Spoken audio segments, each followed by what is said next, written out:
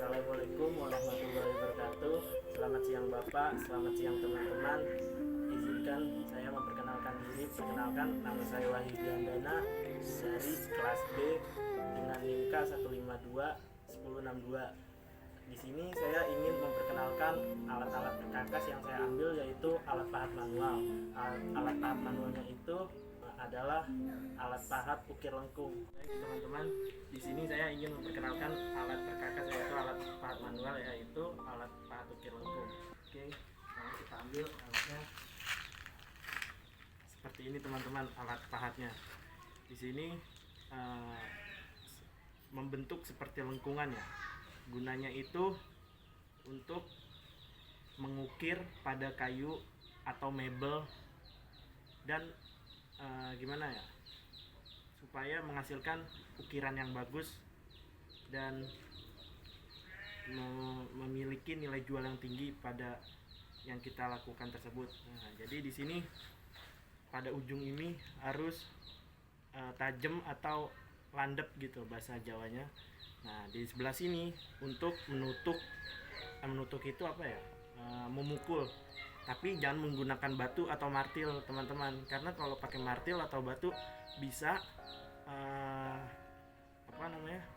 bisa merusak pada alat tersebut.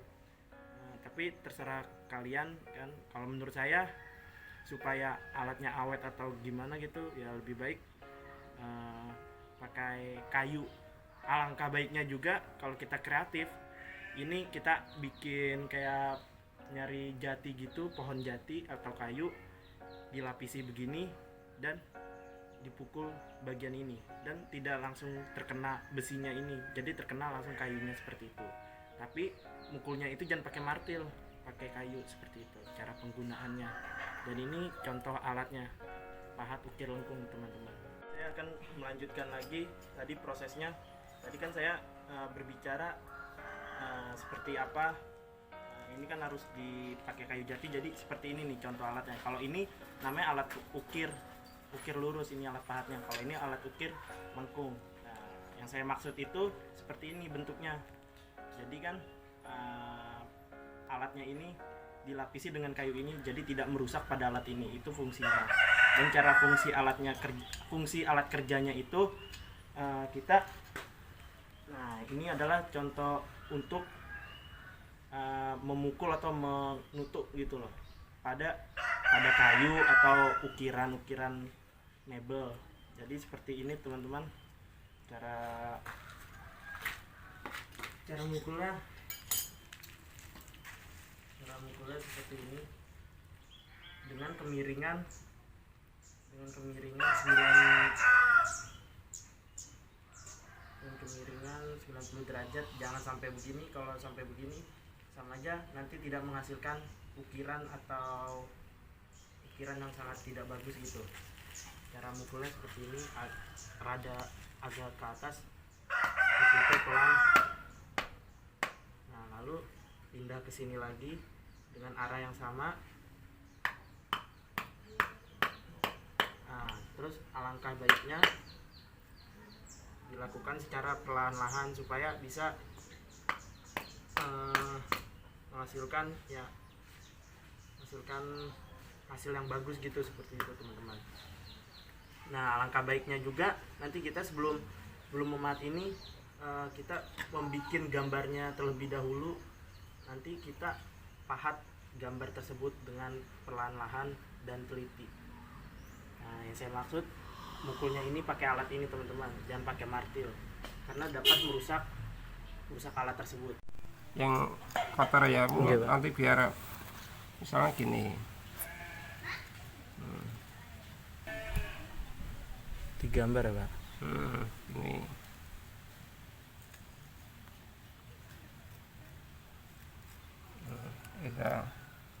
ini luar.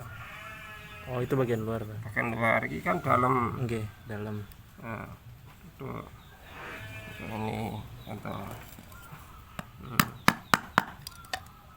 Oke, baik teman-teman, kita lanjutkan yang pertama cara penggunaan alat ya. sebelum menggunakan alat kita menggambar terlebih dahulu apa yang kita mau gambar, apa yang kita mau ukir, seperti itu. Ini contohnya, mohon maaf ya, pakai alat dengan seadanya. Ini pakai kayu dengan seadanya, mohon maaf teman-teman. Kita menggambar terlebih dahulu, terserah kalian mau gambar bunga atau menggambar apa. Kalau saya menggambar setengah lingkaran terlebih dahulu karena itu mendasar, karena itu gambar dasar untuk mengukir yang saya pahami dulu, seperti itu nih. Nah, cara menggambarnya seperti ini, membentuk setengah lingkaran terlebih dahulu teman-teman. Nanti kalau kamu udah jago ngukirnya, ya mau gambar bunga tapi digambar terlebih dahulu dan menghasilkan gambar yang bagus. Nah, selanjutnya kita menggunakan dua alat ini yang saya ambil. Ini alat pahat ukir lengkung dan ini alatnya. Ya, kenapa saya membantu pakai alat ini? Ini alat bantu saja. Ini alat pahat ukir lurus. Gunanya untuk mengukir yang lurus supaya menghasilkan ukir yang bagus. Kalau kita pakai alat ukir lengkung ini, nanti dia ukirannya itu berbentuk setengah lingkaran seperti itu. Oke, kita langsung praktekkan saja teman-teman. Itunya. Perlahan-lahan memahatnya. Mahatnya jangan begini ya teman-teman, nanti menghasilkan ukir yang jelek atau tidak bagus. Ya, sebaiknya seperti ini, dengan kemiringan agak ke atas gitu teman-teman. Alangkah baiknya juga kalau begitu kan. Dan tadi kan saya praktekin begini kan, otomatis kayunya berjalan ya. Nah, kita inisiatif atau kreatif kita ditahan seperti itu teman-teman, supaya tidak jalan kayunya.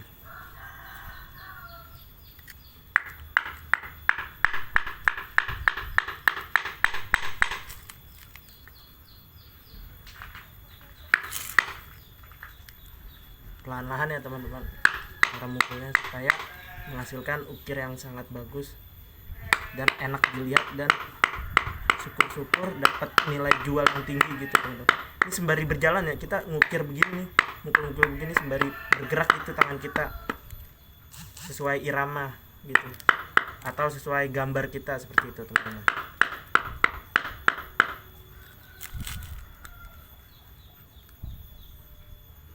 Perlahan-lahan, memang butuh kesabaran kita mengukir karena supaya menghasilkan ukir yang sangat bagus seperti itu teman-teman. Nah, ini kan berbentuk kayak setengah lingkaran ya teman-teman. Lanjut kita bantu alat pahat selanjutnya, itu alat pahat ukir lurus ya, supaya menghasilkan yang bagus. Nah, gunanya seperti ini teman-teman. Nah, kita ganjel lagi supaya tidak jalan, terus butuh kesabaran. Nah, seperti ini teman-teman cara mukulnya.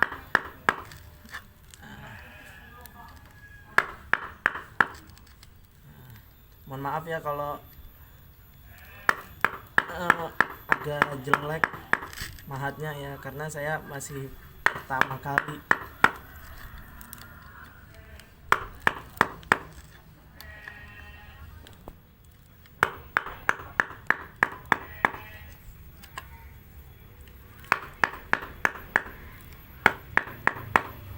Oke, pelan-pelan sampai membentuk itu suatu bidang atau suatu setengah lingkaran seperti itu.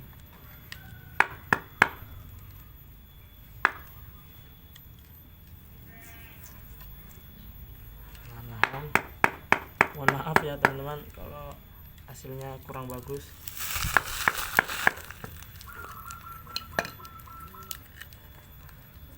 Nah, di sini saya mau menjelaskan ya. Di sini ini bagian luar ya, bagian luar pada alat pahat itu, dan ini bagian dalam pada alat tersebut. Nah, contohnya pada gambar tersebut, gambarnya yang tadi saya bilang luar itu, dia bagian sini nih, bagian luar sini, ini bagian luar. Nah, nanti berbentuk seperti ini. Nah, bagian dalamnya ini ya bagian dalam seperti ini teman-teman, dan akan lebih baik ukirnya tersebut kita menggunakan amplas supaya rata dan bagus gitu teman-teman. kita amplas sampai rata gitu teman-teman, tidak ada yang, mohon maaf ya kalau ukirannya kurang bagus. Nah seperti ini teman-teman, pelan-pelan sampai rata gitu teman-teman. Ini saya menggunakan amplas kasar ya teman-teman. Alangkah baiknya kita menggunakan alat amplas yang halus. Nah seperti ini, akan membentuk seperti ini teman-teman. Mohon maaf kalau ukirnya kurang bagus, karena saya masih belajar juga teman-teman. Nah, dan tahap selanjutnya itu keselamatan kerja teman-teman. Keselamatan kerja seperti ini teman-teman, kita mukul. Cara mukulnya ya, oke saya contohkan. Ini kan sudah jadi ya. Nah, ini saya contohkan cara mukul alatnya. Jangan begini teman-teman. Kalau begini nanti kita terpukul dengan ini. Tergantung kitanya. Kita mukulnya itu kalau kenceng, kena tangan kita akan sakit teman-teman. Tapi kalau kita rada agak munduran seperti ini, nanti tidak akan terkena tangan kita. Begini. Nah, kalau mau lebih cepat cara ngukirnya kencang, tapi pelan-pelan gitu, jangan kencang-kencang banget gitu teman-teman. Itu keselamatan kerja. Dan yang kedua,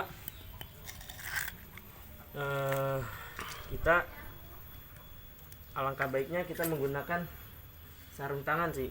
Tadi mohon maaf saya tadi tidak menggunakan sarung tangan karena terburu-buru soalnya.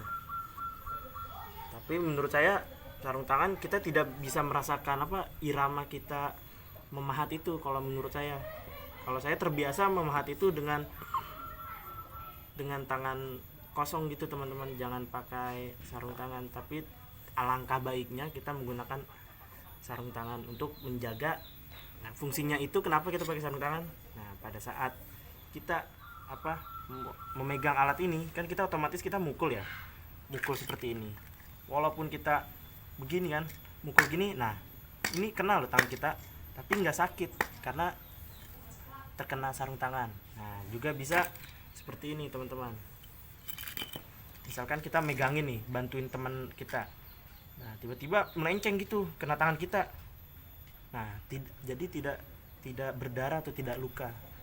Nah itu melindungi pada pekerjaan, dan itu keselamatan kerja itu paling utama dalam bekerja apapun gitu.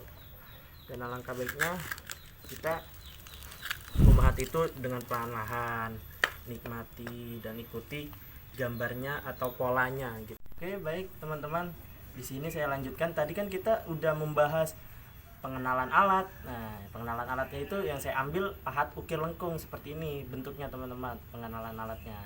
Dan tadi ada fungsi alat. Fungsi alat pada alat ukir pahat ukir lurus, ukir lengkung yang saya ambil bentuknya seperti ini ya. Nah bentuknya ini seperti kayak setengah lingkaran ya. Nah nanti ini fungsinya itu nanti akan membentuk lengkungan atau membentuk suatu setengah lingkaran seperti itu. Itu fungsi alat. Yang selanjutnya ada cara penggunaan alat. Cara penggunaan alat tadi saya sudah jelaskan di video sebelumnya. Dan selanjutnya lagi itu ada keselamatan kerja. Nah keselamatan kerja itu tadi saya sudah bahas, karena dalam pekerjaan itu keselamatan itu adalah nomor pertama. Nah selanjutnya lagi ada perawatan alat. Nah perawatan alat tadi saya belum jelaskan kan teman-teman. Nah perawatan alat itu, nah ini alatnya ya teman-teman, alat ukir lengkungnya, alat pahat ukir lengkungnya. Cara perawatnya itu kita bungkus alat tersebut dengan kertas. Tujuannya apa teman-teman? Tujuannya supaya satu, alat tersebut bisa landep, bahasa Jawanya itu bahasa Indonesianya itu tajam. Dan yang kedua fungsinya supaya tidak terkena orang lain. Terus yang ketiganya itu supaya lebih rapi perawatan alatnya tersebut. Nah seperti itu. Kalau mau lebih rapi lagi, kita tata dengan baik, dan jangan lupa dikaretin supaya tidak terlepas seperti itu.